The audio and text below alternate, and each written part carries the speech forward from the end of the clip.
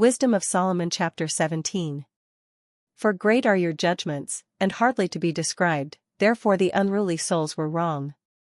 For when the lawless thought to enslave the holy nation, shackled with darkness, fettered by the long night, they lay confined beneath their own roofs as exiles from the eternal providence. For they who supposed their secret sins were hid under the dark veil of oblivion were scattered in fearful trembling, terrified by apparitions.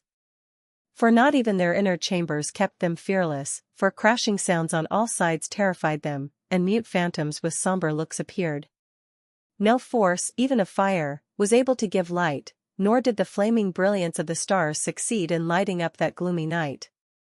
But only intermittent, fearful fires flashed through upon them, and in their terror they thought beholding these was worse than the times when that sight was no longer to be seen. And mockeries of the magic art were in readiness, and a jeering reproof of their vaunted shrewdness. For they who undertook to banish fears and terrors from the sick soul themselves sickened with a ridiculous fear. For even though no monstrous thing frightened them, they shook at the passing of insects and the hissing of reptiles, and perished trembling, reluctant to face even the air that they could nowhere escape. For wickedness, of its nature cowardly, testifies in its own condemnation, and because of a distressed conscience, always magnifies misfortunes. For fear is naught but the surrender of the helps that come from reason. And the more one's expectation is of itself uncertain, the more one makes of not knowing the cause that brings on torment. So they, during that night, powerless though it was, that had come upon them from the recesses of a powerless nether world, while all sleeping the same sleep, were partly smitten by fearsome apparitions and partly stricken by their soul's surrender, for fear came upon them, sudden and unexpected.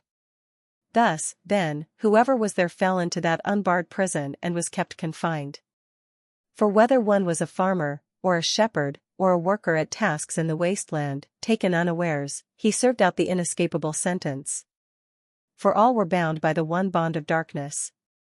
And were it only the whistling wind, or the melodious song of birds in the spreading branches, or the steady sound of rushing water, or the rude crash of overthrown rocks, or the unseen gallop of bounding animals, or the roaring cry of the fiercest beasts, or an echo resounding from the hollow of the hills, these sounds, inspiring terror, paralyzed them.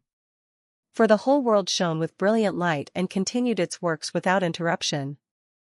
Over them alone was spread oppressive night, an image of the darkness that next should come upon them, yet they were to themselves more burdensome than the darkness.